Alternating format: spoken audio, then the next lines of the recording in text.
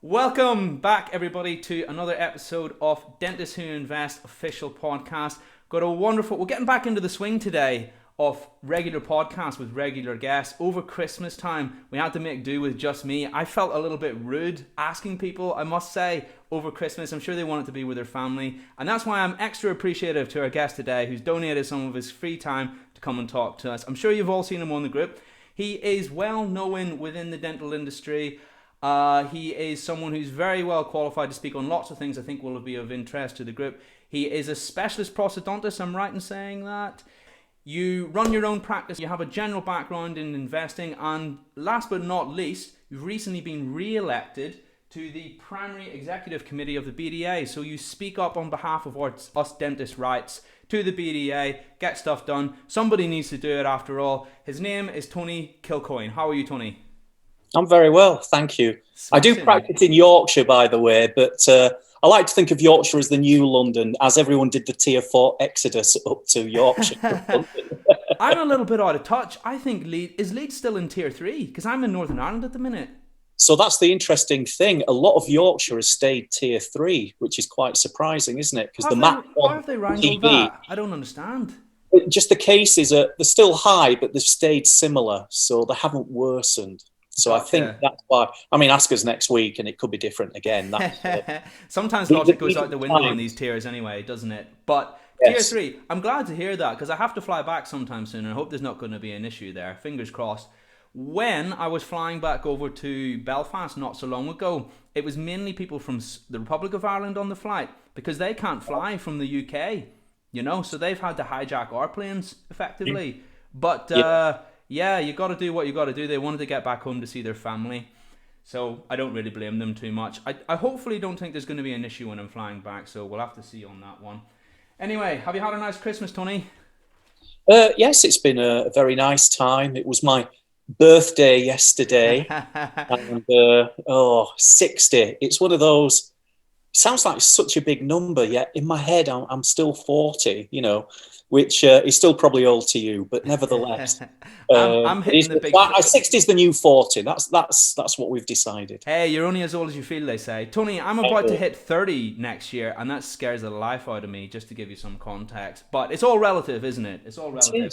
It is. Wonderful stuff. Yeah, happy belated birthday, as I say. Off camera, Tony showed me this wonderful card that his family got him, and this thing it's like an A5 page. It's glossy. It's got all these photos with Tony and his family on it. I hope I'm that much loved when I make it to 60. I'll tell you what. You feel free to pop it up for the camera to those people who are watching the video. All right, there you go. Ta-da! Isn't that wonderful? I think that's really nice. That's really cool. And it was great. My wife set up a Facebook group in secret, of course, and just said basically, anyone who graduated with Tony knows Tony or whatever. Let's all just contribute past really pictures. Nice. So some fun, some embarrassing, but that's what it's about. That's life. What are friends for? What are friends and wives for? Absolutely. What was it? I was going to say something as well. Yes, off camera, Tony and I were saying as well that Tony obviously couldn't celebrate his birthday as he traditionally would do with a big party or a get together or anything like that. But you've had quite a few people come together. You had a big Zoom call. The coronavirus pandemic has necessitated this. But we were just saying that there's a gift in everything, which is quite a nice way of looking at it. It was great. And I even had people chat to me, from Australia and all over, which, may not have easily happened otherwise. So every cloud has a silver lining. That's Definitely. The way we have to make the best of any situation. A bit of positivity. We're in short supply of that. Tony, I sense that me and you could probably natter all day. We have, of course, got some questions here that I'd like to ask you regarding your new role and general investing. For anybody who doesn't know you, who's listening to this podcast and perhaps never seen you on any other dental groups beforehand, would you like to do a little bit of an intro about yourself, just in addition to what I was saying earlier? Sure. I mean, it's one of those things. When I write my CV now, it's a bit like if you were selling your house and you were describing it, with lovely views and extra rooms, and you think, wow, this sounds fantastic. And it's kind of like, yeah, but it's still just your normal home. But, I qualified at Sheffield University in 1983. Within 2 or 3 years, I saw hairdressers for sale. I was looking for somewhere to live in the beautiful village of Haworth in Yorkshire. I thought, wow, that would make a fantastic practice. It's on a main road. near a post office, a doctor's, ticked all the boxes that everyone said this is where you should look for location. And when I went home and looked to see how many dentists were in Haworth, it was 0. And I couldn't understand it because it was such a beautiful village. But wow. It was like a dormitory village. And of course, people worked somewhere else and so on. Anyway, long story short, I applied for planning permission. As soon as I did, several dentists tried to gazump me, put in a higher offer than I did once they saw the public planning permission getting passed. So I ended up in a sort of Chinese bidding auction and ended up overpaying for the building, which I was very annoyed at as a young man at the time, but needs must. So I converted it and I opened the doors, and I think first day I had 4 patients, and basically I've been there 35 years. So wow. We bought next door and we've expanded and so on. But it's now it's gone from NHS to mixed to totally private to mainly referral practice now. And prosthodontics is a grand title, but it just really means crowns, bridges, implants, rebuilding worn dentitions. The difficult stuff kind of nobody else can easily do in primary care, and secondary care just simply can't deal with all the referrals. So, we can see them privately and sort them out and smooth any rough waters for people and so on. So that's my clinical side. And then as I progressed, sort of getting involved with other dentists and groups, and I was an examiner at the Royal College of Surgeons. Then I actually got elected to the GDC. That was very interesting because they really need clinicians' input there. I think we can all agree. And I was on the main board, and I did things like, standards and education and policy advisory committees and stuff. In other words, even a lot of the standards we do today, if you look at when the date was done, it goes back to 2013, which was the last year I was there, because after 10 years, you have to leave. There's a maximum amount of time. But the only unfortunate thing about the GDC is they gradually reduced, if you like, the input of dentists and clinicians into how the GDC runs, because they saw it as a conflict, when actually it's an ideal opportunity to stay in touch with the very people who apply those standards. But, not everyone saw it like that. So that's where the tensions were there. But I found it a very interesting experience to see it on the other side. And it's allowed me to help many colleagues who find themselves in difficulties or challenging situations. Because let's face it, most people just need a little extra help and advice and support, really. Dentistry can be very isolationist. And then, of course, yes, I stood for the BDA, and I was elected 4 years ago to a UK seat. And things were progressing quite well. But as people will know from recent articles, there was unfortunately other things going on, and I had to whistleblow about those. And I resigned in June, and I stood again, and I made it very clear in my election statement why I was standing to fix the BDA, not break them. And they really do need that input. They really need to get back in touch with what members want. And if you want me to do this, vote for me. And most people voted for me because there was 2 UK seats, and I got the highest number of votes for the UK PEC seat. And that officially starts on the 1st of January in the new year. So I hope, even if there's some bad feelings there at the BDA, because, I've had to try and help themselves, that they will be the adult professionals and look at how we can fix and improve things, because we really do need the profession to work together here and not become insular or self-serving in any way. We've really got to look at what's best for the profession. And I think I've been so fortunate, having gone through the GDC route and helping colleagues and so on. That's a big driver for me. I actually want to help colleagues. I've just celebrated my 60th birthday. I'd like to think when I do eventually ease out of dentistry, which my wife always says, yeah, that'll be when you're 80. But nevertheless, when I do eventually, I would like to look back and think, yeah, there were tough times there, but we made some positive differences. And I know my colleagues on the front lines are so hardworking, so caring, so want to make positive differences, but there's a lot of barriers in the way of that. So if I can help them go around them or over them, that's my number one goal, really. So that's where I come from. That's where I am now. I also run a foundation training scheme for young dentists. Now, I've done that for 30 years. And when I started, I thought, I'll just do this for 3 years and see how it goes. But again, these are the future of dentistry. And I love our young colleagues. They are getting less and less clinical experience. They have more and more challenges. And of course, they're qualifying with a lot more debt. And, that's a burden I think my generation was very fortunate with. We had a little debt, but we could work it off in a pub at weekends or whatever. So we had very little debt. I mean, these people are qualifying with 60, 70, 100 grand plus debts now.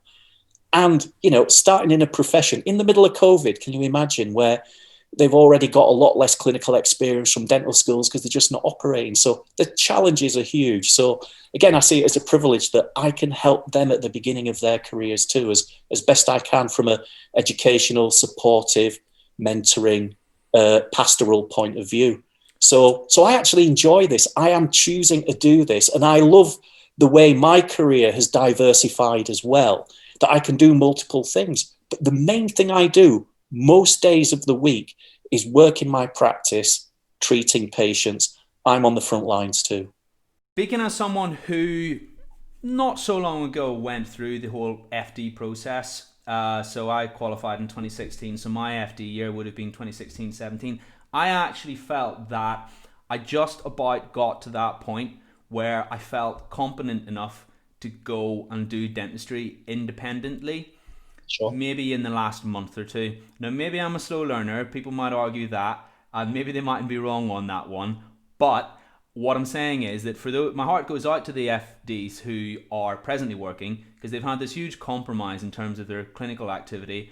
And I presume, Tony, that the umbilical cord is going to be cut at the same time in 1 year from when they started, just as normal, or is that being extended? I don't know much about it. Well, the answer is HEE, who run that in England, but there will be other, the other 4 countries operate similarly with their own boards. They are looking at this quite seriously. The problem is HEE have to, if you like, provide for any graduates that the dental schools produce. So it's very much in the dental schools' court now, so to speak. So they will hopefully be telling us in January, is the whole year going to graduate in June and July? From the FD scheme, sorry, or from the dental school? No, from the dental schools. Right. So if the dental schools say nobody's graduating in summer, we're going to give them extra clinical time. Oh, I see. And obviously we have to move with that. Right. If they say everyone's graduating, then we have to both try to provide the schemes and try to compensate for any areas they need most help in. But we've only got a year to do it. And we already feel like we're doing miracles as it is. So, that's where the strains are. No, but that's reality, isn't it? And it's same dental schools teaching them. They may say half the year is capable of graduating and has enough experience to benefit from foundation training. Half will be held back, and there'll have to be a mid-year scheme as well. So the answer is it could be very disruptive. We're going to adapt to whatever's best for the students who will be graduating and so on. But we won't know yet for maybe another month or two. I see. No answers quite yet on that one. Fair enough, really. Understandable, because, there's no answers on the COVID pandemic just yet. We don't even know the first thing. And fingers crossed this vaccine works against the new strain. Sure. I'm sure it will. I'm an optimistic person. A question for another day, and one that we'll not delve into too much on this one, is how much are the government actually using this new strain to further their own agenda and maybe shift some of the blame from their mismanagement onto perhaps something that we don't know how much is actually contributing to the pandemic? That's a conspiracy theory. That is way off the mark of what we're going to talk about today. Just an interesting one that I heard. I'm generally not a conspiracy theory person, but that one would add up quite a bit. Moving swiftly on. Tony, I think it's safe to say that in dentistry, if there is something to do, you've done it effectively. I wanted to know a little bit more about your role within the BDA. How you mentioned that you came to be involved in it. I'd like to know the specifics of that. Bringing your GDC knowledge to the BDA must be something that they'll find very useful, and being a practitioner for as long as you have. What inspired that, and how did you go about becoming part of the BDA?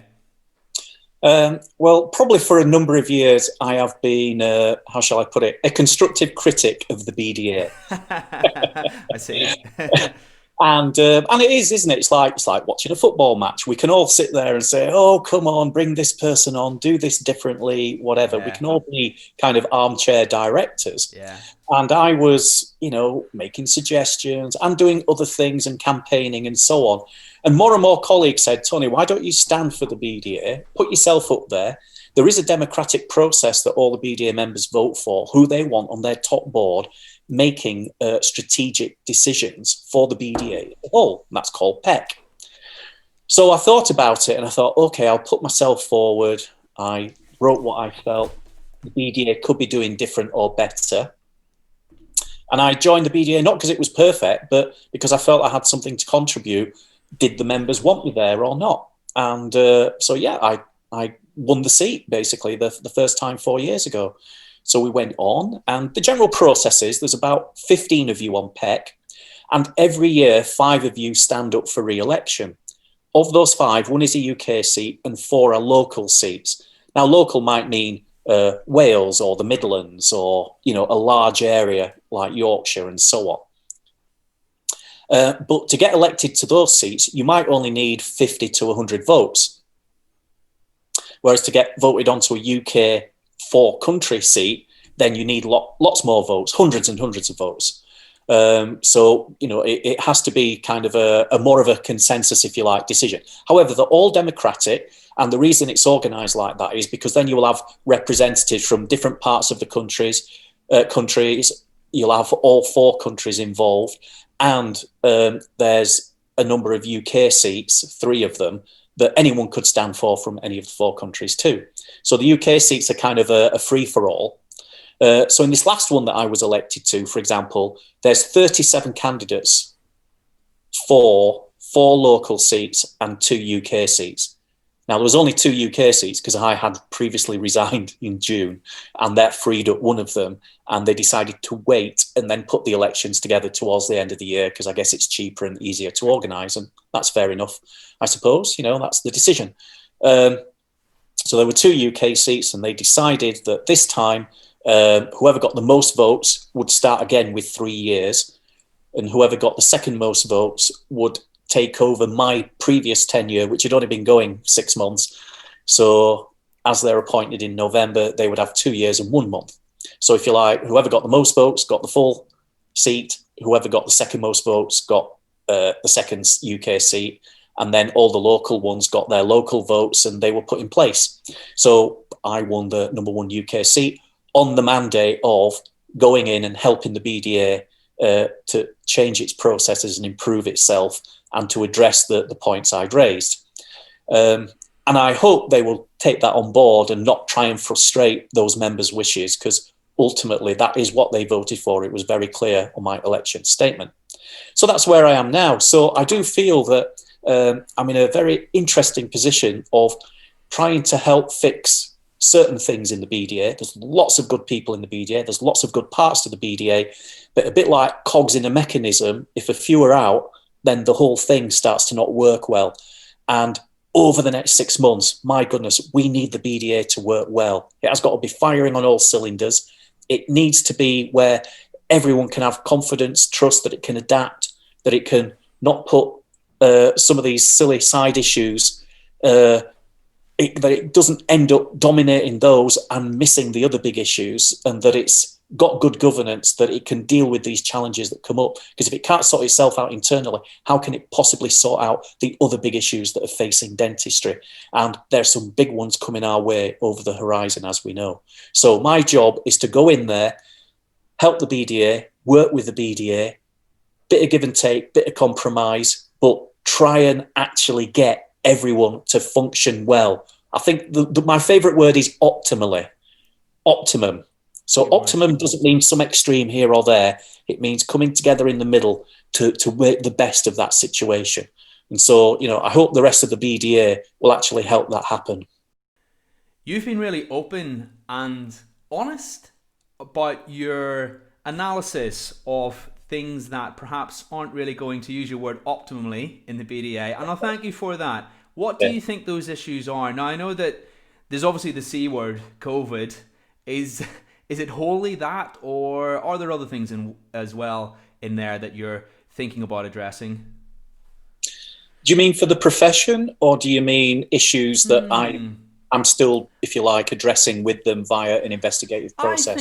I think it would be interesting to hear both, providing there's not a list of length of your arm or anything like that. Let's start off with the profession and we'll see how we go. Okay. Well, for the profession, we've got huge challenges with COVID. And those challenges are affecting almost sort of different sectors within the profession in different ways, all difficult, but in different ways. So, for example, we have our NHS colleagues who are self-employed but are individually contracting to the NHS. And in simple terms, the majority of those are practice owners. They have a practice NHS contract and they have to deliver the terms of that. Otherwise, there could be fines, penalties, clawbacks, and so on. Within those practices, you have various groups that are either self-employed, such as associates and some DCPs, and employed. And of course, if it gets squeezed from the top, then that squeeze comes down onto all the others. So we have the, if you like, the main contractual issues, the contractor issues, and in a way, the subcontractor issues within those. And they can all be different, but still all affected. And then outside that, we have people who are employed. We have private dentistry sector. Now, perhaps in the past, that would have been less than a 1% consideration, the unusual people who work on Harley Street and so on. But these days, it's rare to not come across a practice that's at least doing some private to, in effect, either subsidise or prop up the NHS contracts that are usually not that well financed, or it always ends up going right to the line on the 1st of April, April to April year deadlines. And of course, there are some where they've managed to grow that significantly in their practices, and that's helped them to develop their practices and services to benefit all their patients and staff and so on. So private is actually now a massive, massive supporter of societal dentistry, shall we call it. And in a way, in order to give proper consent and choices to the public, they need to know everything that is available, private or NHS, if NHS options are there. So in monetary terms, I believe now more people spend on private dentistry than they do on the NHS. But in numerical terms, more people are seen and treated on the NHS than privately. Yeah. But the truth is there's a range of practices that are mixed. It's a mixed economy. And the analogy I've often used for this is transport. So we have public buses, we have other public forms of transport, we have people who occasionally pay privately to have a taxi when the public system is either inadequate, not available, or they need a more bespoke door-to-door service. And then there's some people who go totally private and own their own car. And, they pay extra for that, of course, but they have extra convenience. They choose who and where they go see and all the rest. So they have more control, if you like. But if you were transport minister, you're not going to go, oh, well, we're just going to look at buses and ignore taxis and cars and trains and whatever. We're going to say, let's see how we can make this all work together for the greater good. That is missing in dentistry.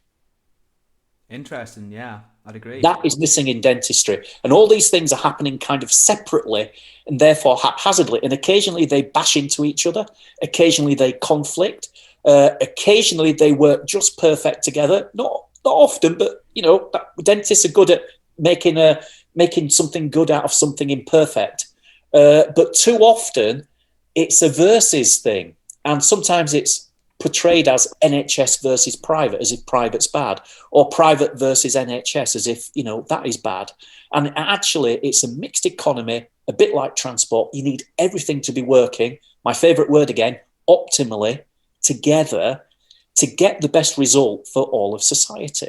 And so that's a big challenge for the BDA, because, we have other colleagues who work in hospital, who are employed, who are specialists, work in the community. There's all kinds of other sectors in dentistry that gets forgotten. And the BDA, ideally, optimally really, has to be that umbrella that can go across both and say, hey, we're going to stop thinking in terms of conflict. We're going to stop thinking in terms of favouring one that ends up disadvantaging another sector. We're going to think in terms of win, win, win, and, not versus. Because I think the BDA has got stuck in this almost self-conflict, really, Some people criticise them for supporting the NHS too much. Some criticise them for, not promoting private side enough. Some criticise them for this, that, and the other. Some criticise them for not supporting associates enough because they're too owner biased, and the associates are, getting downtrodden and treated unfairly. And the COVID payments are all getting passed on, and so on. And yet the majority of practices are actually being very good, very fair, very supportive. But the BDA is the ideal place to sort out these internal conflicts, to, if you like, actually have a policy of care for itself. Because unless it can do that, it can't really go to government and suggest to government how they should run dental services if they can't run themselves, where they're seen as equal, fair, supportive, constructive to all the different sectors. It has to kind of be not just the arbiter, but it has to walk that walk. And it's a difficult walk to do, because as dentists, we'll all think, oh, well, how does this affect me right now? And we need to also just broaden our mind a little and think, actually, what is for the greater good? And let's think win-win-win.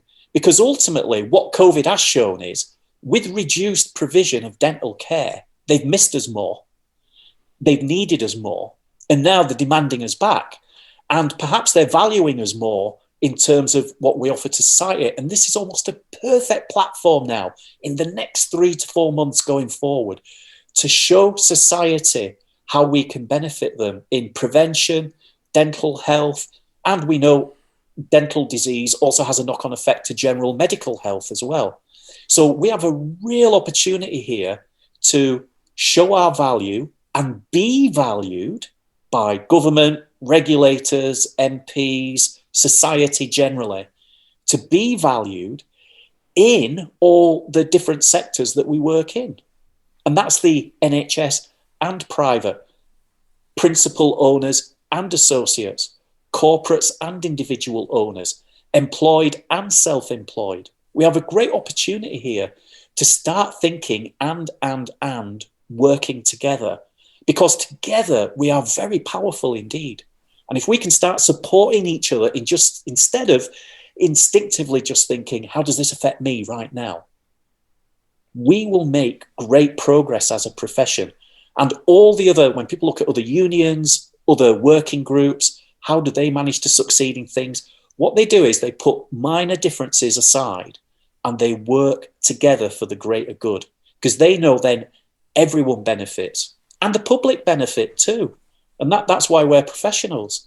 So that is the main hurdle we have to get over.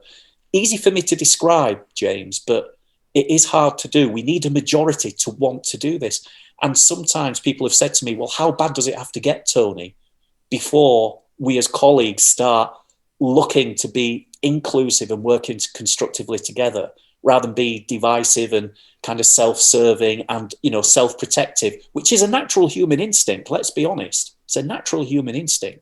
But as professionals, we have to stand back and say, no, we've got to look at the bigger picture. A lot of the time I often think to myself, if we don't have each other's backs as dentists, then who has our backs? And that's almost the way that is a very good point. I mean, if who's going to care about us if we don't care about ourselves? Because we've got all these things harrying us. Media don't do us any favors.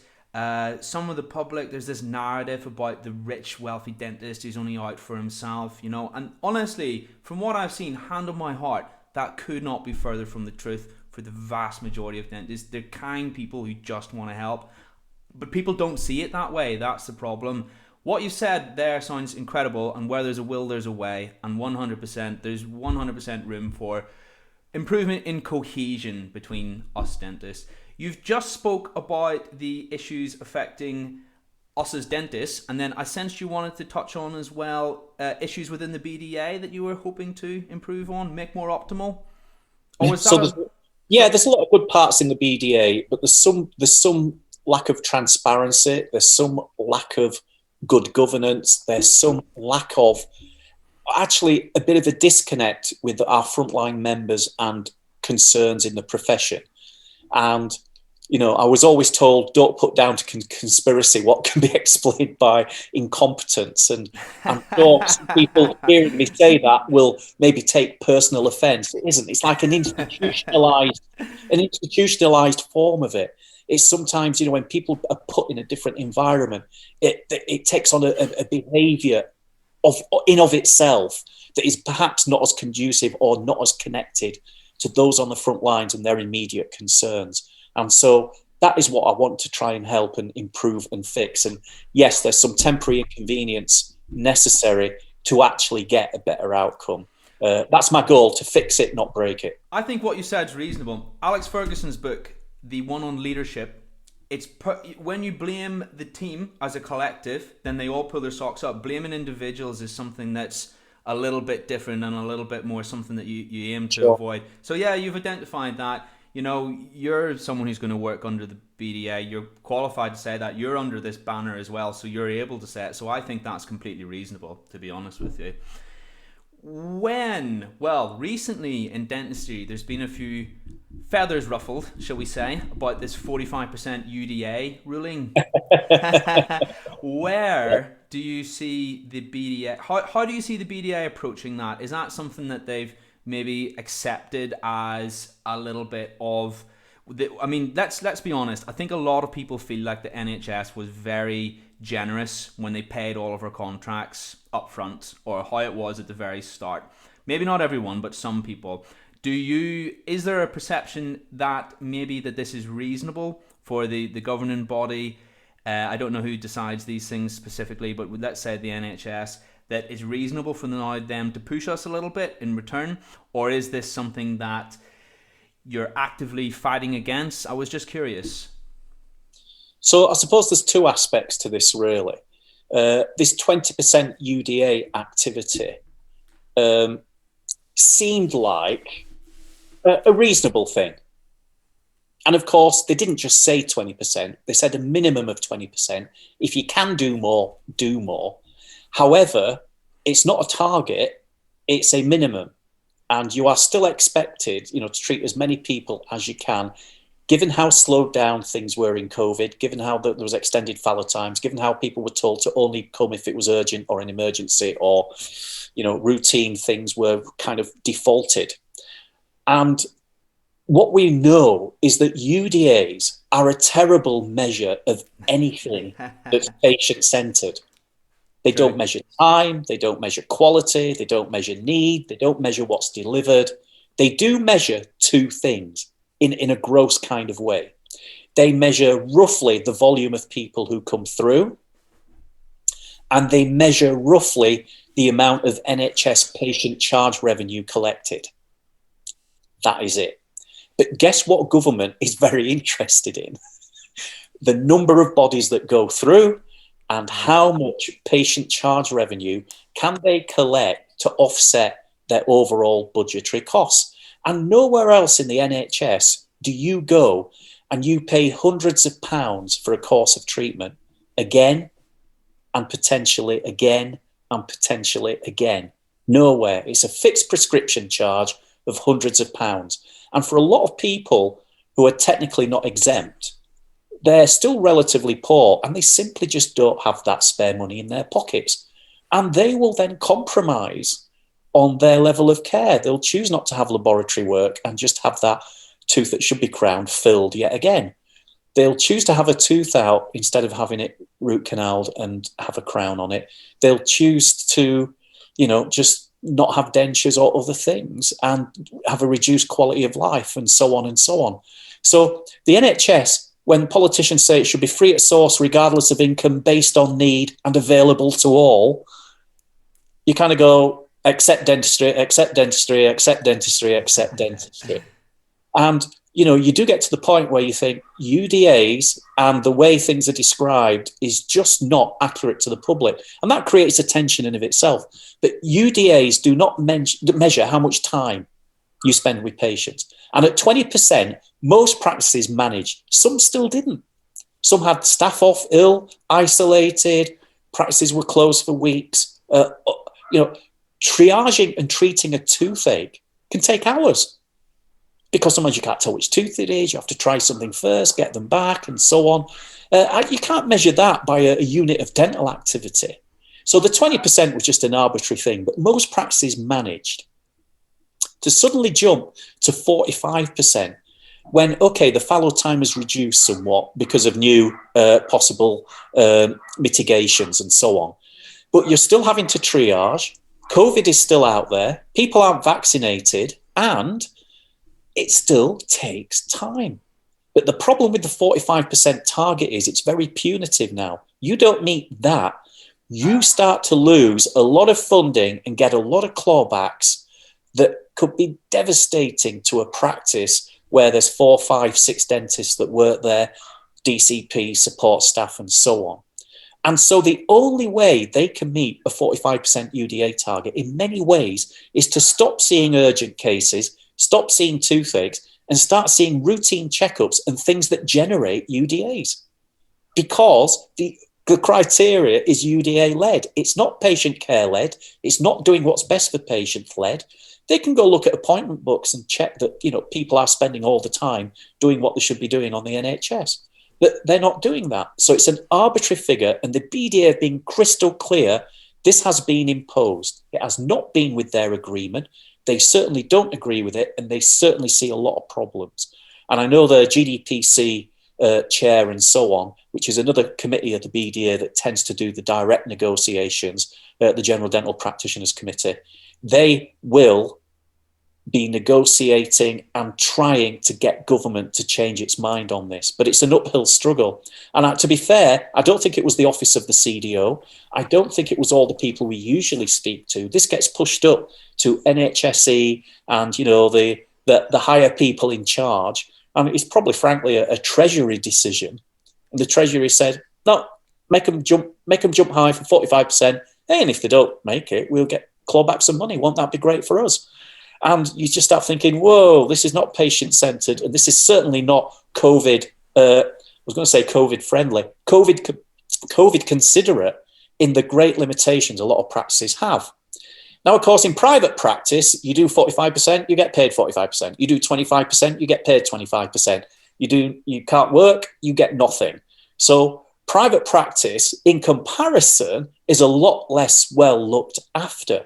However, even in private practice, we can look at this and say, well, that's just dumb because it's not easily achievable. It's an arbitrary target. And why are you measuring things with UDAs anyway? Nobody in private practice has gone, hey, these UDAs are a great idea. Why don't we adopt them in private practice? Because it's a dumb idea. We look at time and care and overhead. And yes, a small profit. Every business has to make a profit to reinvest in itself and keep going. There's nothing wrong with ethically earned profits. And of course, private practice doesn't do that system. So we're talking about mainly England and Wales, I know, in the UDA system. But UDAs are wholly inappropriate. We've been campaigning, and so has the BDA, for years to get rid of them because they're inappropriate. And even Parliament's own Health Select Committee have said UDAs are wholly inappropriate and must change. But they haven't been changed. And that's the flaw. So yes, it's not good. So long story short, this is something that the BDA will be actively fighting against. Actively fighting. Now, there's supposed to be a parliamentary debate for dentistry, I think, on the 7th of January. And these issues will be raised. But I believe because of COVID and new London Tier 4 restrictions and things, there might be an increase in the recess, just like there might be some schools told to not come back for a week or two. So that might get pushed on a bit further into January. As we speak, James, yeah. These are movable feasts. But there is a debate about this. And I know the BDA, myself, I'm writing a telegraph letter and I will ask colleagues to sign it. Other people are doing initiatives as well. We're all just going to say, look, MPs, everyone, please go to this debate, take part. Listen to what's happening to dentistry. This is not good. It's not fair. It's not proportionate. And, the private sector needs help as well because they've been valiantly dealing with a lot of extra toothaches and problems that, frankly, the NHS system simply can't cope with. So, again, this is my optimum situation again. Together for society, we are sorting this out. Just like on Christmas Day, all the taxis and stuff, we're taking people wherever they needed, even if they need to get to A&E.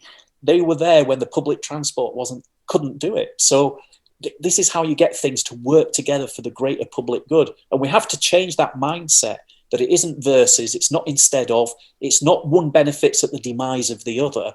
It's that both are providing an important service in synergy to society. So it's NHS and private together helping the public get through this. And we need the politicians to appreciate that. I like that. I really like that. How do you see that proceeding then, or are you able to say at this point? And when I say, sorry, specifically the thing I was interested in knowing about how, with regards to how it might be proceeding, is the 45% ruling. Is there any signals that they've been giving off at this point that might lead you to suggest that they'll push that even higher? Maybe it might be 50%, 60%, or can you even say anything at this point, or is that too far off, or you're unable? I mean, all I would say, we just start to speculate a little here, because obviously nobody knows what might happen next. But the 45% is just for this last quarter in the financial year, so January, February and March, and it will be compared to its equivalent either for the existing year, a quarter of that, or the previous years for those months. But of course, those months were affected by COVID, and you were seeing the full range of normal patients, which you need to do to achieve such targets. And they will say, yeah, but we've reduced it by 45%. I just think that number's the wrong number.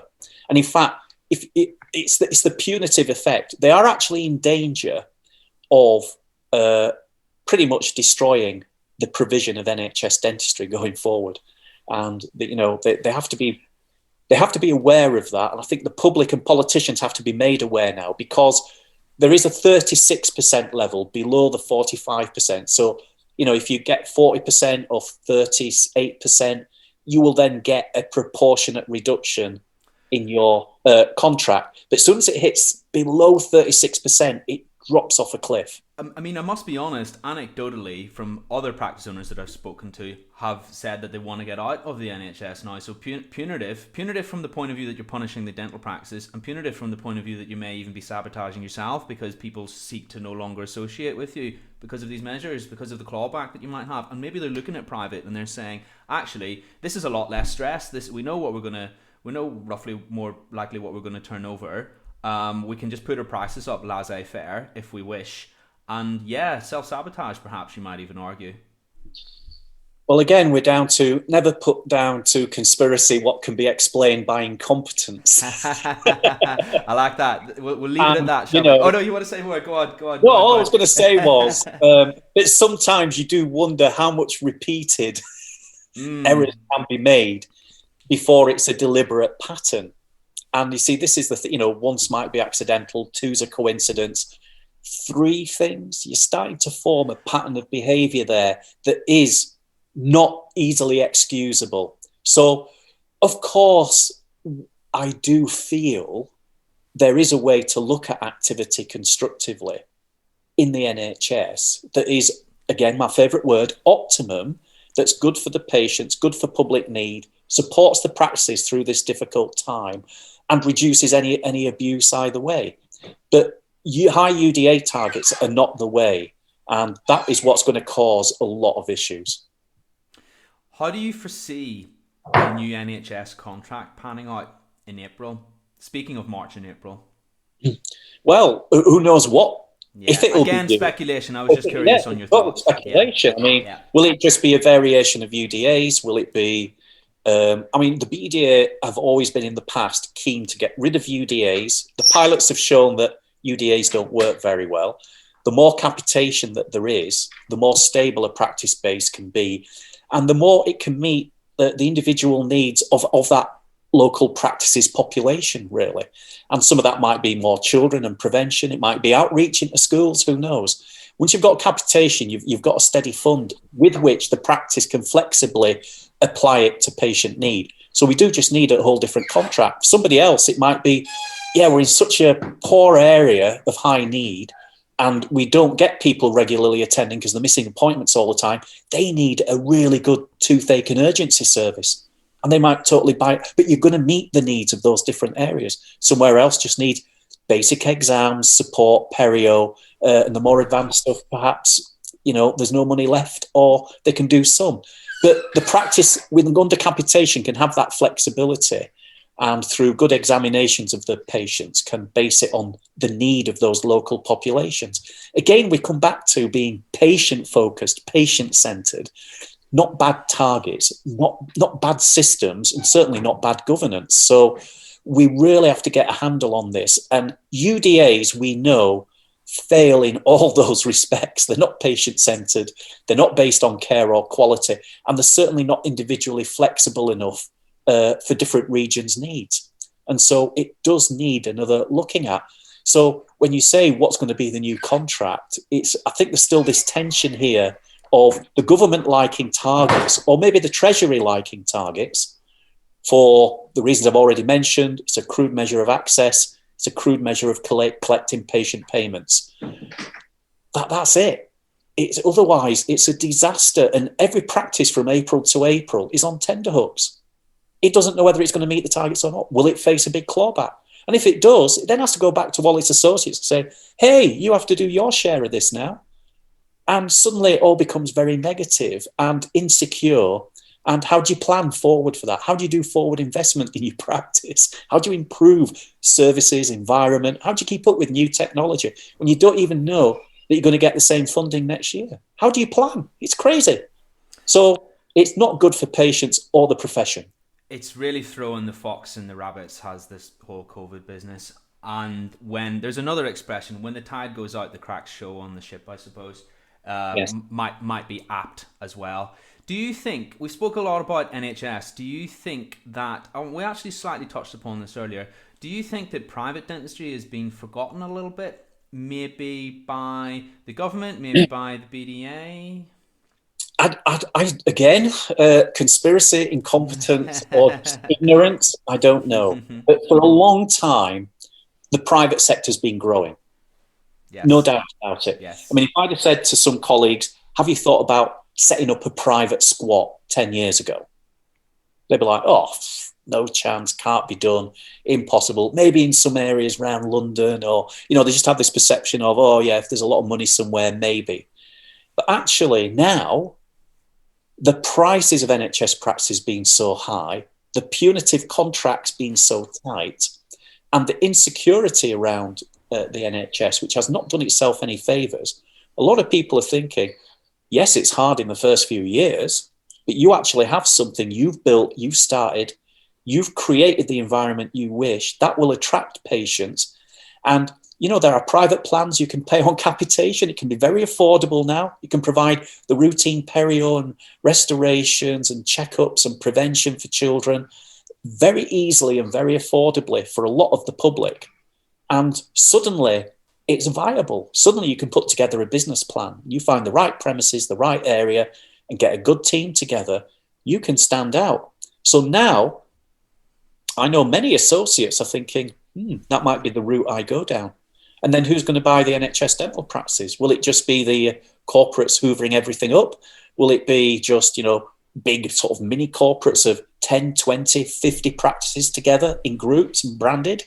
So we might just have lots of little niche private practices providing for what I would call good routine family dentistry, and not just, the cosmetic and the aligner braces and the, more, shall we say, optional dentistry, but ABB. more essential dentistry, but done very patient-focused.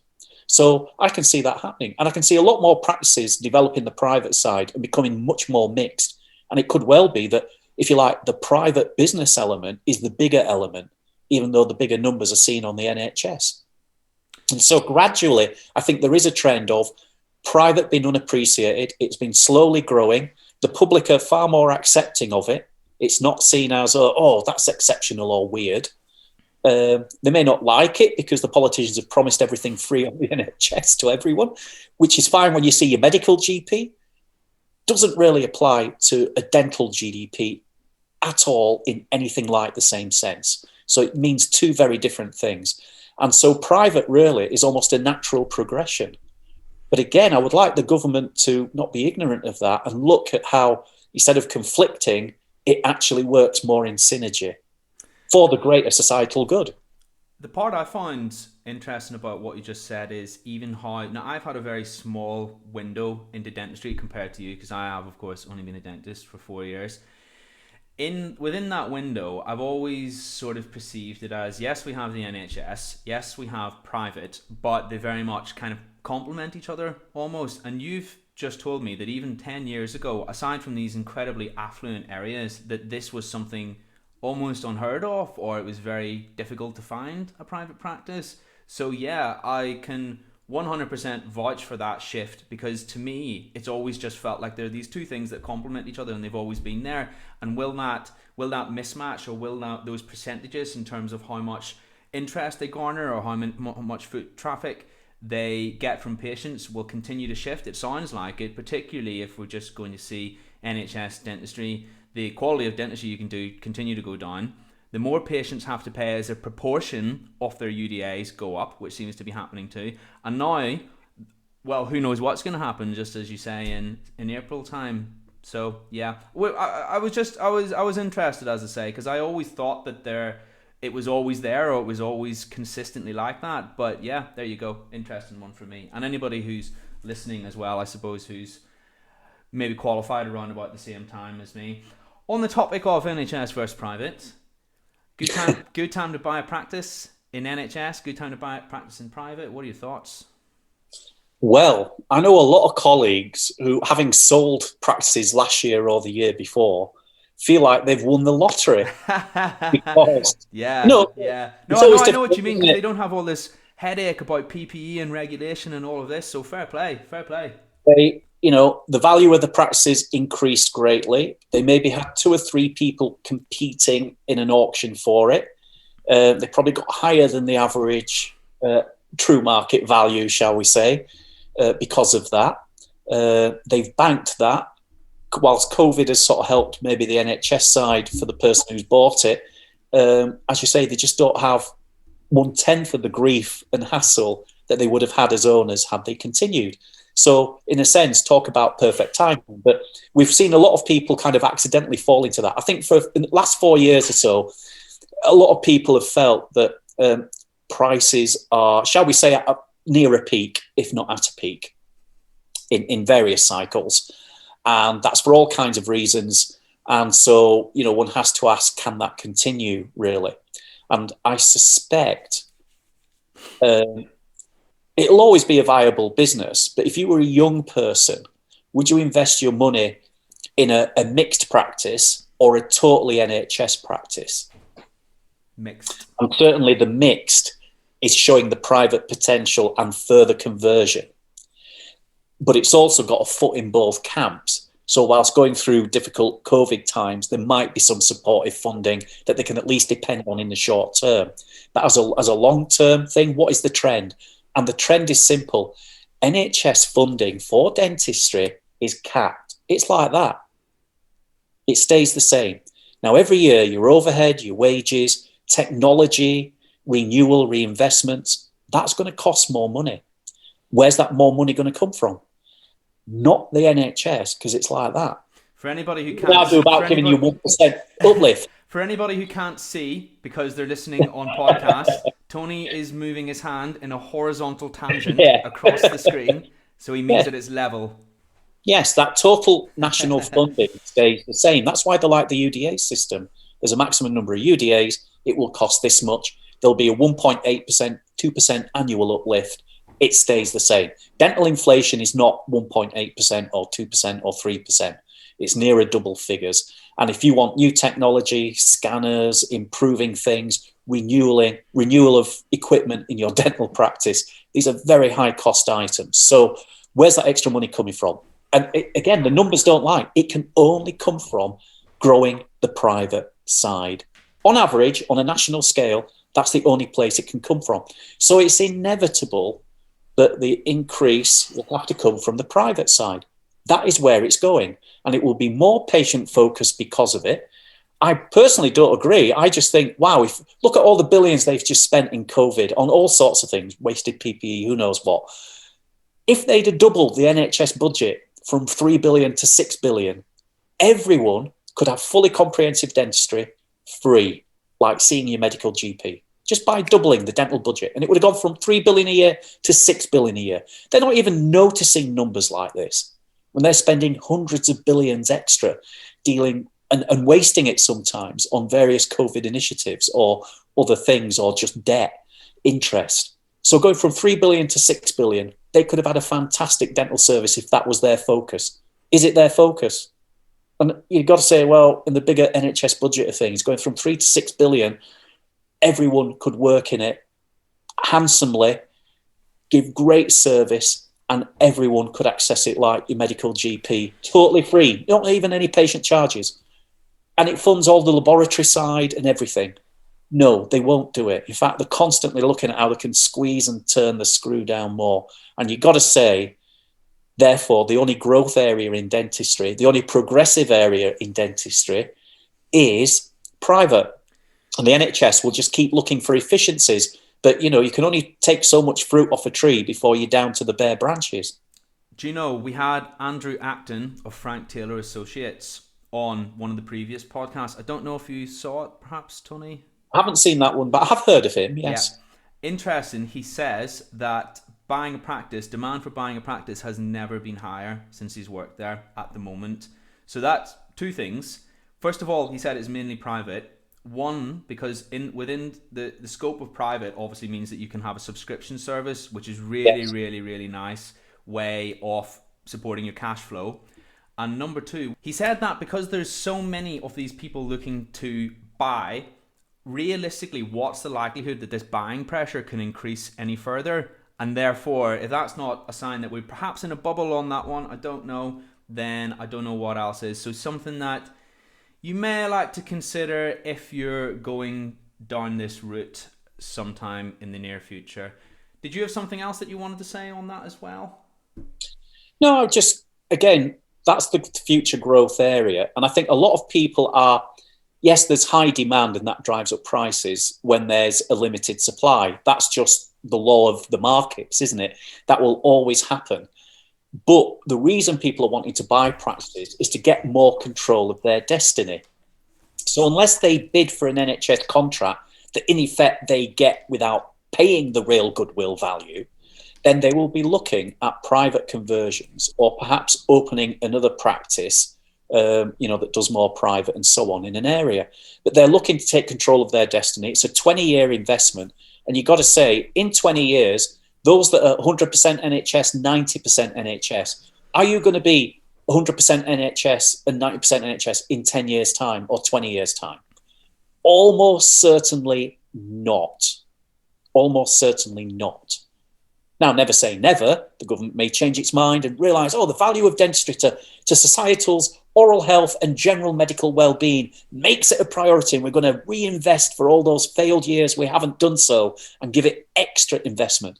But without that, it's static. It's a flat lining.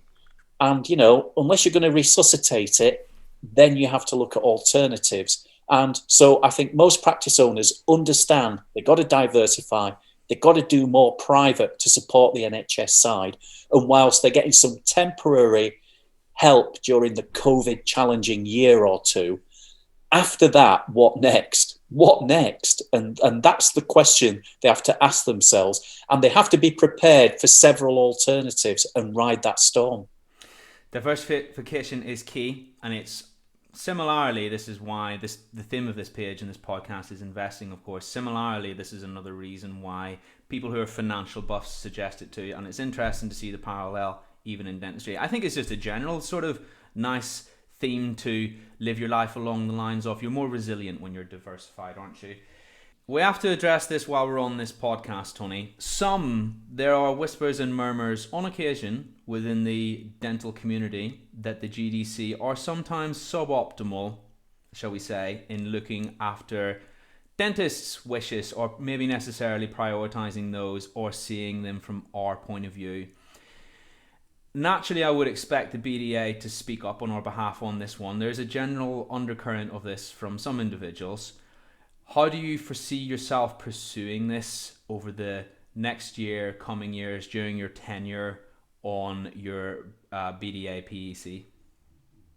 Well, there's no doubt about it. The GDC is usually up there, in the top 3 or 4 issues, be it NHS or indemnity or lawyers or the GDC or whatever. It's up there in the high concern area.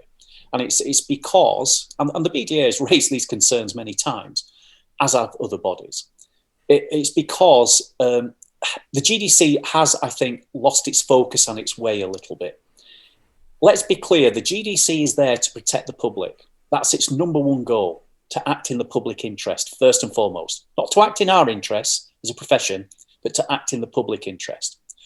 Where I feel it then completely loses way is that it's got locked in this versus thing. And it thinks, we can show we're standing up for the public more by being harder on dental professionals, by being more strict in our fitness to practice, by punishing them higher for smaller and smaller things. Many things, actually, that should never get to the GDC, but are local resolution or local governance or NHS system issues. Loads of stuff should not get to the GDC. Now, when I was on the GDC, we set up a private complaints board, and it was because nobody else did. And we set it up with the point of view of being resolution-based. And when I look at the statistics of that, it's almost fine. It was one of the great successes ever because A, it had an external advisory board looking over it, of which I was part. And B, if a complaint came in that couldn't be resolved with the practice, it went to this complaints system and it tried to resolve it between both parties. And its average resolution time, guess how long its average resolution time was from receiving a complaint from a patient about a practitioner or a practice to sorting it out to the satisfaction of both the patient and the practitioner. I'm going to guess exceedingly short. I am not too familiar with how long they typically take, but I would expect it to take months. Well, a fitness to practice case can take 18 months. Wow. Okay. Well, based on that, I mean, I think we'd be happy with 6, 1/3 of that. Yeah. And this is a problem with fitness to practice cases when they go through the formal GDC process, is they're a long, laborious, legalistic, stressful process. Even if you're totally innocent, even if it was a misunderstanding, you will feel like you've been put through the mill. It's like a punishment in of itself. So the alternative for things that didn't need to go that way went this way.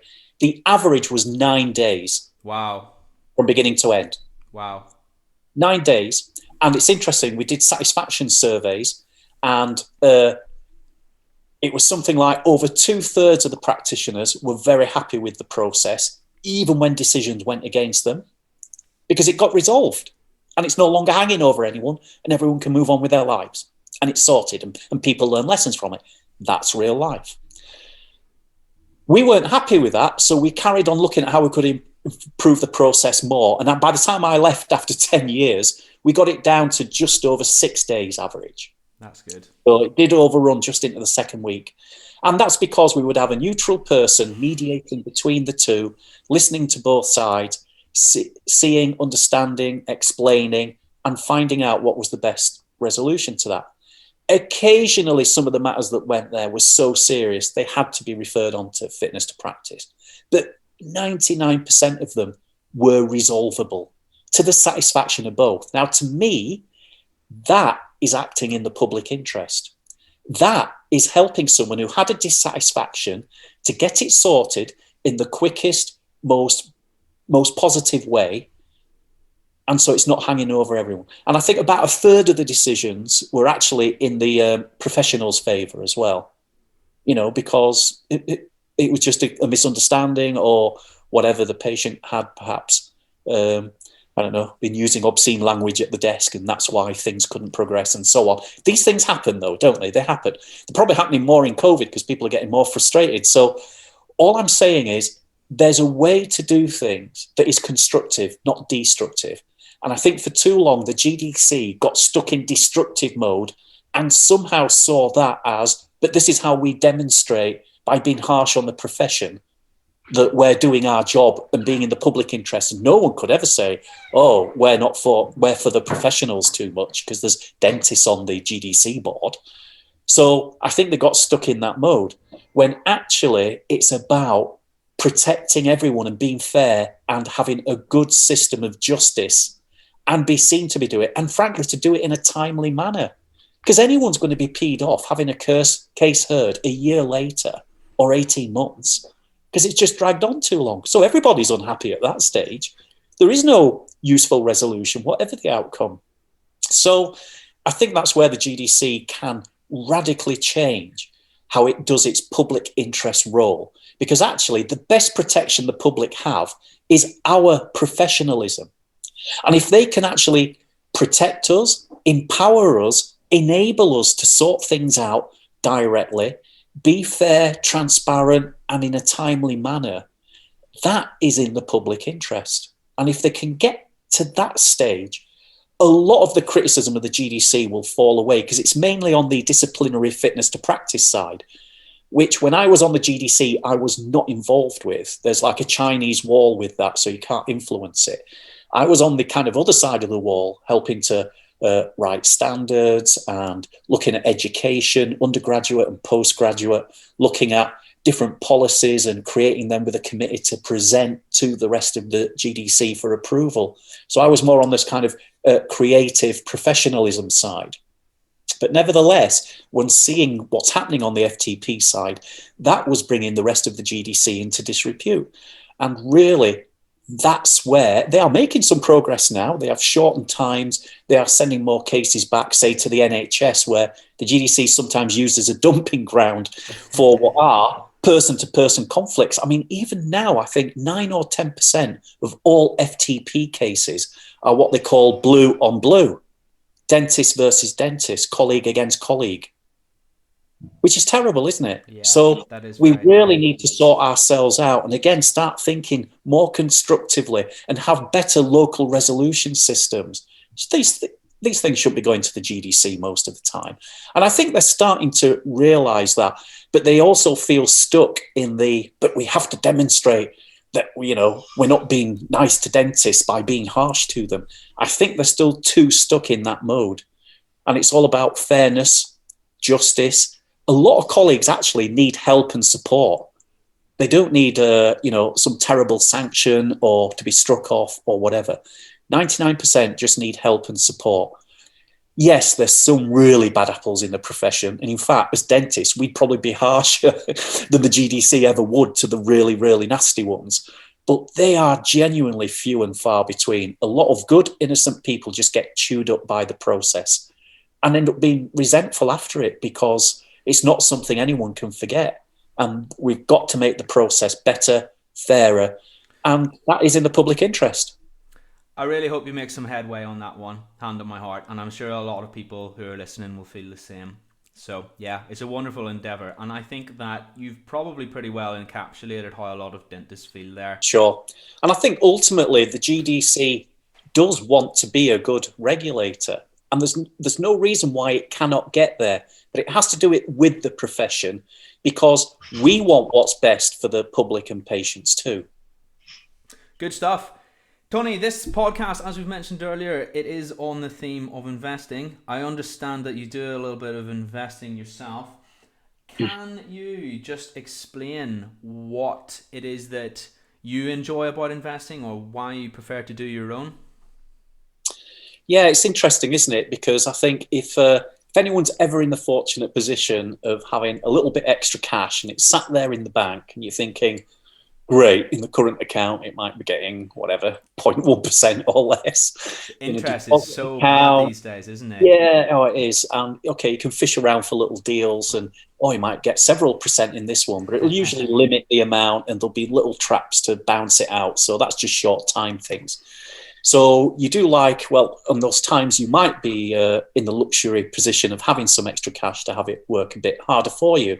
So how do you invest it? And generally speaking, the better returns are usually from something that involves more risk than having it in your bank account, for example, or even just sat at home, stuffed under the mattress or whatever people do these days.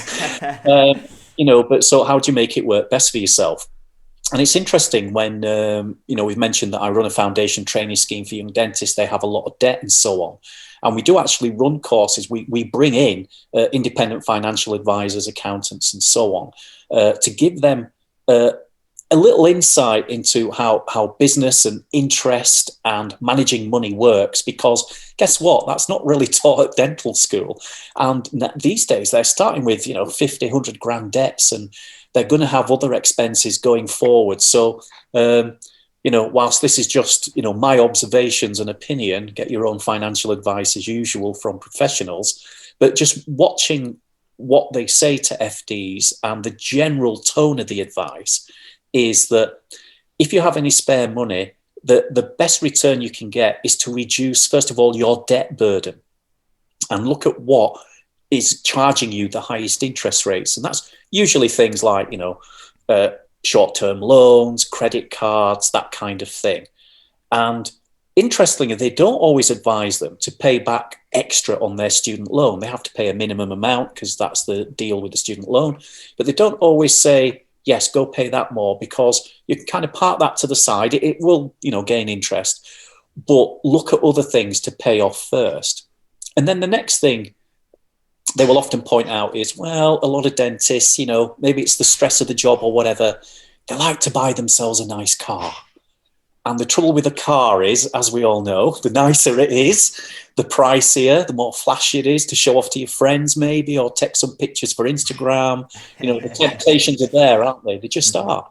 Who doesn't like to show off a little bit? And so, but the trouble with investing in a car is it devalues quite quickly. So you certainly look at it as a -% investment. And is that wise to do with spare cash? So really starting with an old banger or having a cheaper form of transport, and then using that money to either reduce your debt burden or then invest in something that's going to pay you back more. I must say, this is something that frustrates me a little bit about the representation that investing gets sometimes, because people, they think that it inherently has to be something that's very, very risky, whereas a good component of it is just saving some money in the first place to hedge yourself, things that you don't necessarily have to spend your money on.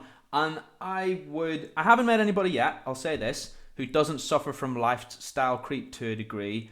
And it's something that you have to almost go out of your way to target it and foresee it in yourself. And I'm getting a lot better at it. But we all know how it is. We earn a little bit of money for the first time. We go out.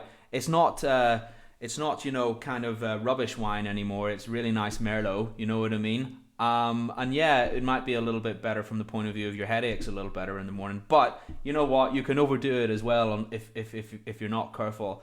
And it's something that I'm actively watching. I'd like to see that message promoted a lot more, because I think it's safer and it's so worthwhile for people to hear. Sure. So obviously everyone's going to be in different situations at different stages in their life and career and so on. But if you do have some extra cash, what can you best do with it? And I think there's two things you could do. Professionally, you can invest it in yourself, first of all. Now, that might not just mean nicer clothes and, whatever, designer labels. And again, that's all fine. Everyone has to treat themselves occasionally.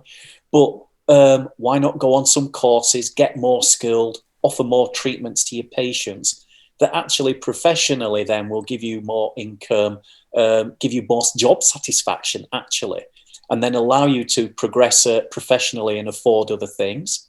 The other thing you can invest it in is perhaps your own house or property.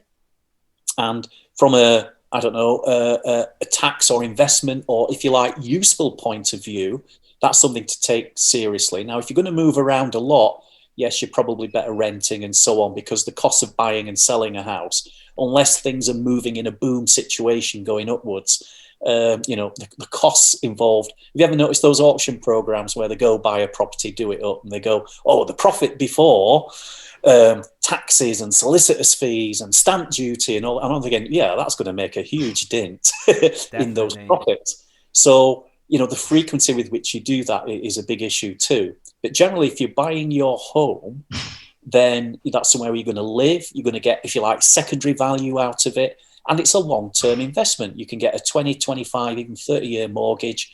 And And you might be smart. There's different, mortgages out there. Get advice, of course. But one of the best things I ever did early on was get an offset mortgage. And they do still exist. And that's where it's kind of linked to your current account.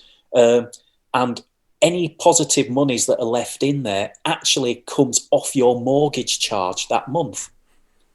And you can either leave that in and pay your normal mortgage, or you can pay less mortgage that month. But I guarantee you will end up paying a higher mortgage percentage rate than you would it sat there just in a deposit account or a current account. So by having that linked in an offset mortgage arrangement, then your money is working for you. For example, you might get paid, a certain day of the month, and it has a peak in for a few days. And because interest is worked out daily across the month, you then have some of your extra money when it does peak or occur working for you to reduce your mortgage interest rate. Now, you add the value of that up over the next 1, 2, 5, 10 years. It's a no-brainer, really. So, there are accounts like that out there, and you can look at doing that. Now, I would normally say you can't go wrong buying houses. But the only house I bought and sold, I lost money on. I see. Now, there's a happy ending to this, but at the time of the crisis, and now I'm going back to early 90s, I think the UK had just fallen out of the ERM. Interest rates went to 15%. Whoa. 15%. Wow. Yeah. Now, those of you who've got mortgages, you'll know what that means. But if you're paying, say, a 5% mortgage at the moment, whatever you're paying per month, when the interest rate goes up to 15%, that's not just another 10%. It actually trebles your mortgage payment, because most of a mortgage payment is the interest repayment. So 5% to 15%, that trebles your monthly payment. Yikes. So, yeah. And it's sweating time. And, of course, there was a general economy sweating time as well. So I'm trying to sell a house. All this happens. And I can't remember. I think I originally bought the house at $75,000. I ended up selling it at $59,990. It sounds like misfortune on the timing, I suppose. Really. Yeah. There's a happy ending here. Oh, yes, of course. I forgot about that point. Yeah. Yeah, because I didn't sell the house just to be homeless. I was moving into another one. And we've been looking around for ages, and there was some lovely detached houses in the countryside. I just couldn't afford. Even if it was like, okay, I'll put 100% of my wages into the mortgage and I'll go work somewhere else at weekends or not. I just couldn't do it. When this happened, my house came down in price dramatically by that amount, but bigger houses just couldn't sell at all, because no one could get the mortgage, and at 15%, you now treble the more. So that price came down and down and down, and the difference between the two reduced enough to then allow me to springboard onto that. So although I sold mine at a loss, the dramatic reduction in the price of the bigger house made it viable for me as a mortgage. Now, it was still a big gamble. Looking back, it was like when you're in the middle of this and you can't see the outcome. When you're in the middle of a storm, you can't see the outside of it or it ending. If this lasts, I think I calculated, I can do this for 3 months, then I'm stuffed. I see. It was sweating time, but fortunately it crept down 12, 10, 9, 8, 7 and started, I think it settled at 5 or 6% interest rates. But it took 3 months to get there. But this is when the houses were exchanged. So I sold mine at a loss. Can you imagine selling a house and the mortgage people saying, and you still owe us? Oh, my goodness, yeah. But I got the other house at a third reduction that would not have happened in any other circumstances. And that allowed me to leap. And I've been in that house since, and, the mortgage is coming close to being paid off and so on. And in those frightening times, it was probably both. I don't know if it's the dumbest or most courageous thing I've ever done. There's a blurred line between those two things sometimes, isn't there? But this was our home we were talking about, and it was, looking back now, yes, it was a great decision. But All's well that ends well. All's well that ends well, I suppose. But I still think houses are a good investment. Yeah. Maybe not advisable to everybody, but all's well that ends well, shall we say? Oh, absolutely, yeah. And in turmoil, get advice. But the advice was, this could be an opportunity because you would never, in normal circumstances, afford this house. Of course. And because it's your home and so on, and then you bring up your family in it and so on. And so, yes, now I can look back and go, it was the right thing to do. If it had all gone wrong, I guess they'd repossess the house and, with that fees and stuff. So, then you'd be homeless and renting somewhere. But, you still have your job, you still be earning. But yes, there was a gamble. And you always have to look at what is the worst case scenario. Can I survive this? And I still did that calculation. And yes, we could survive it. We won't want to be in that position, but yes, we could survive it. But this was your home. So it's a bigger thing than just what do I do with this 2 or 3 grand spare cash? And of course, back to the course with the FDs, they tell you about ISAs, they tell you about tax efficient packaging and so on. So there are lots of things you can do, to make that money work for you. But as you move on in life, you just saw celebrating my 60th birthday. At the other end of the extreme, then you've got various pension wrappers that you can use. And you can use a SIP, and then within that SIP, you can then buy and sell shares, investments, and so on. And then any money you make or lose is relatively tax-free. Any money, whilst it's in the SIP, anything that you put into your pension fund, is tax deductible from your normal earnings. So you can time certain years to help you if you've got surpluses and so on.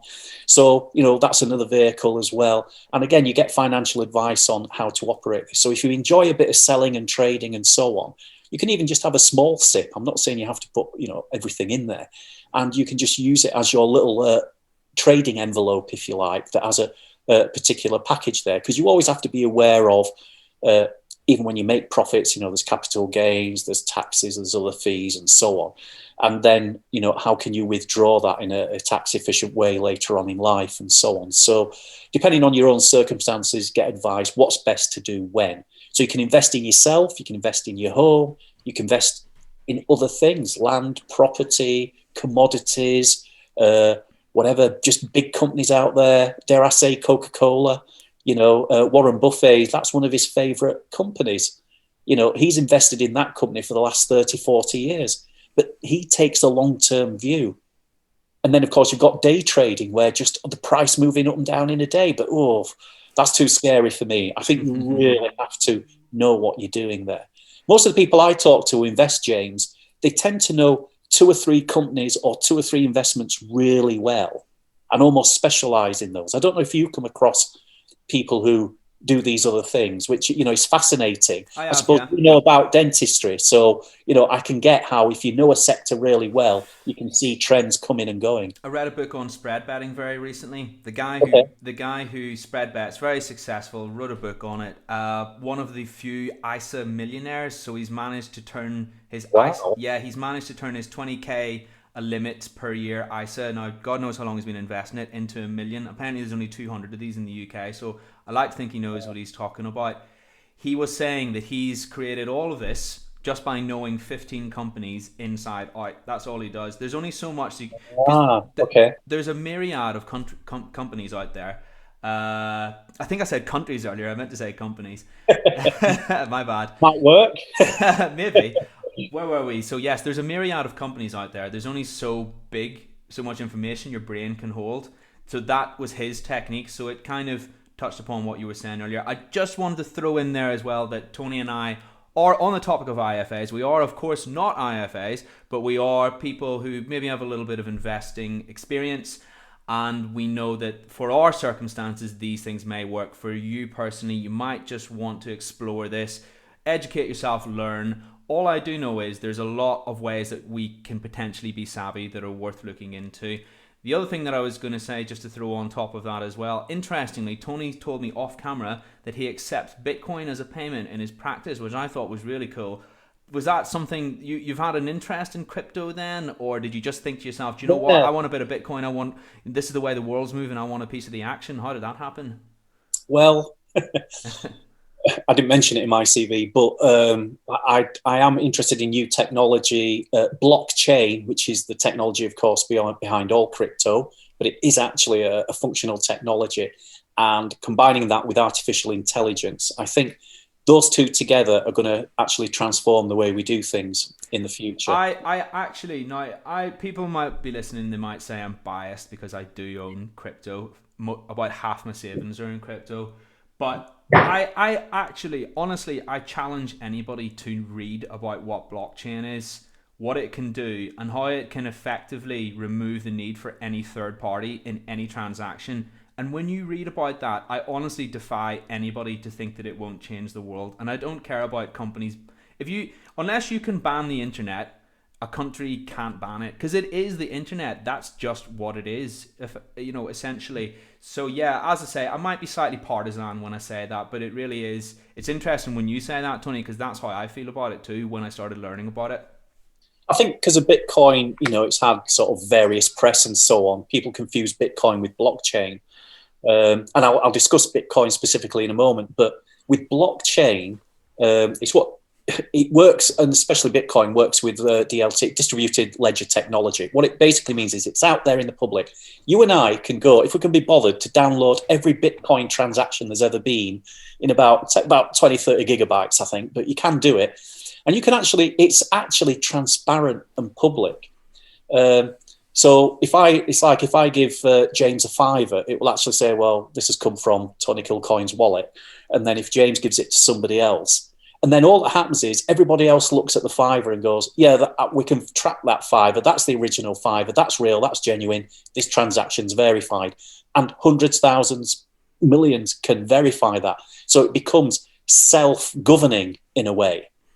And everyone has an interest in doing it correctly, because if they don't, then everyone's Bitcoin becomes worthless. So, but in order to pass it from me to James to whoever, it has to go through certain calculations and changes, which are then added on to show it's gone to another wallet or destination. So that's a very short version. Go Google it, look it up, read it. It's very interesting how blockchain works. I went to a blockchain summit whilst you could a year ago last summer. Did you? Wow. It was at Olympia. And who did I speak to there? The Bank of England, who are researching this and already using it, because blockchain can be used for contracts, transactions, analysis, and so on.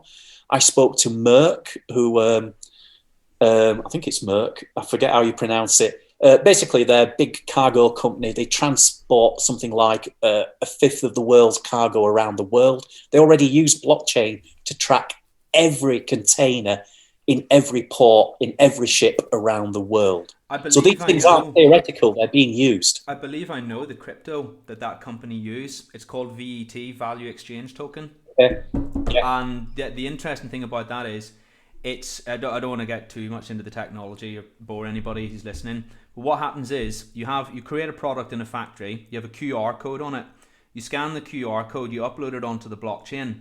Then this box can go anywhere in the world, and people can corroborate where this box came from by checking the blockchain, okay?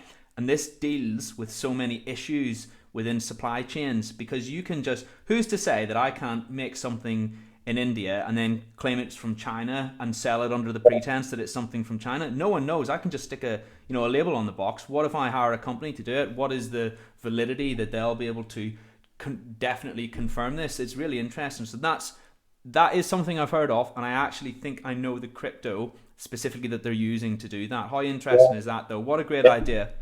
Yeah, so your key word there was validity, and it allows you to look at the due provenance of where things have come from and gone to, so you can be assured this genuinely happened. And that can be contracts, it can be money, it can be lots of things, tracking stuff and so on. So it is the future for sure. I believe, is it Venezuela? They have a massive problem with hyperinflation out there, and they've got the digital peso already in Venezuela. So it's basically their currency, but online and confirmed by blockchain. Yes. China are a big fan of it too, digital yuan, and sounds like the Bank of England are getting in on the act, which is something I've learned just now. They're all looking at it now. Every country can't not look at it. It's more, how do they use it and apply it in a business sense as well as a monetary sense. So things are definitely going to change that way. The minister was there for IT and so on from the government, and they're already using it for things, and they're looking at using it for medical records. And I was there to look at what dental applications might be there and so on.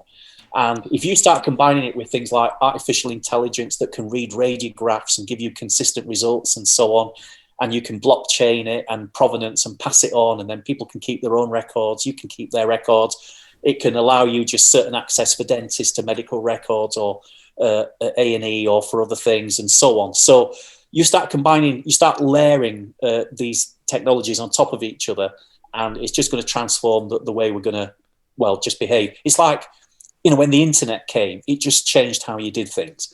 And this blockchain is just going to change how you do things. You don't have to know all the technicalities. It's just very, very reliable, transparent, and useful. And it's been tested so much, because if you can test it with money like Bitcoin, how many people would try to defraud it, break it, or they can't. And they can't because it's so open, transparent, and obvious what you're doing.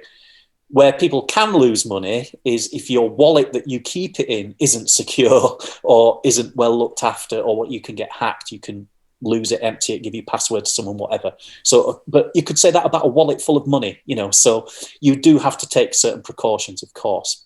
But yeah, I got into just some Bitcoin because younger patients were like, oh yeah, we deal with Bitcoin for this, that, and the other, and do you take Bitcoin? I'm like, what? And then I looked into how you might do it. And so, just through the practice, we've set up, an account at, an exchange and so on. And then people could just pay into the practice wallet, and then that goes into the exchange. And then I can either decide to accumulate or, to sell some or whatever. Now, you take a risk if you wait, because the price can go up and down. At the moment, the price has gone bonkers. And I sold, I think, a couple of Bitcoin whenever it was. In fact, I put a screenshot up because it went up to about £10,000. And I thought, oh, wow, that's trebled. How can I not sell? Profit's profit. Profit's profit. And what I've found over 60 years is I've made losses, don't get me wrong, is I've held on to things too long. And you always think, you almost sort of reset it in your mind. Oh, it's here now. So now it won't go down from here. It will only go up. It isn't. It's a roller coaster, up and down. This is just how things go through cycles. And the hard bit is knowing, because usually if you're trying to buy low, you're buying when confidence is low, other people are selling. And so, when do you do that? And, the old adage is don't chase something down, but when it's leveled a bit or creeps up a bit, that might be the time. You decide depending what it is. But when do you sell when it goes up? Then Bitcoin, I've been watching the pattern for the last year or two, and it would get near $10,000 or whatever and then come down again. And of course, then when it went up to about 13,000, I thought, well, I haven't been here for ages. And that was I thought, oh, this is a good time to sell. So I put in the sell order, and it didn't even sell for about 3-4 hours or something. Until then, it started to creep up. And it still came down below. And I thought, oh, aren't I clever? I've sold at peak. And then about 2 weeks later, it just went, yeah. And it's doubled that since. So there's a part of you that thinks, oh, what an idiot. I sold too early. But at the same time, I did lock in the profits, and you got to beware greed. Greed, it is, as much as you try and be objective, the emotions are high. And I think if you've made a good profit on something, to at least lock some of it in is wise. Well, you've just described investing. You've just described investing in a nutshell there, haven't you? And how many times we tend to beat ourselves up. We almost strive for perfection in investing. It's not about perfection. It's just about being profitable. And those are in the pursuit of perfection, you can wind up being unprofitable. And I've certainly had that happen to me as well before. It's almost like a change in mindset to allow yourself to become successful. Tony, I sense we could do this all day. I think what we're going to have to do is continue this conversation over a beer at some point. I'm very conscious that I've taken about an hour and a half of your time. This has all been excellent. I think people are going to be really interested to hear this podcast. If anybody hasn't heard of the group, it's called Dentists Who Invest, Community Group for Dentists Who Enjoy Trading. Look it up on Facebook if it sounds like your thing. Just all about promoting a healthy mentality on long-term investing and being safe and being savvy with your money. Tony, I'm going to let you get off now. I just want to say thank you so much from me, and thank you so much on behalf of everybody who will be listening to this. Honestly, I thought that was a brilliant podcast. I really enjoyed doing that, and I actually learned a lot myself. Thanks for coming along. No, my pleasure. And, we're all learning. I'm 60, but I still haven't stopped learning. And the more you know, the more you realise there is to know. So, look, good luck, everyone. Be careful. Get advice. Listen to people like James and other people, and, look at your own circumstances. But don't risk everything. And, just be wise. Be wise. The more you learn, the more you earn. Thank you so much, Tony. I'm going to let you get off now. Thank you. Cheers, Thanks, mate. Everyone. You're Cheers. welcome. Bye-bye.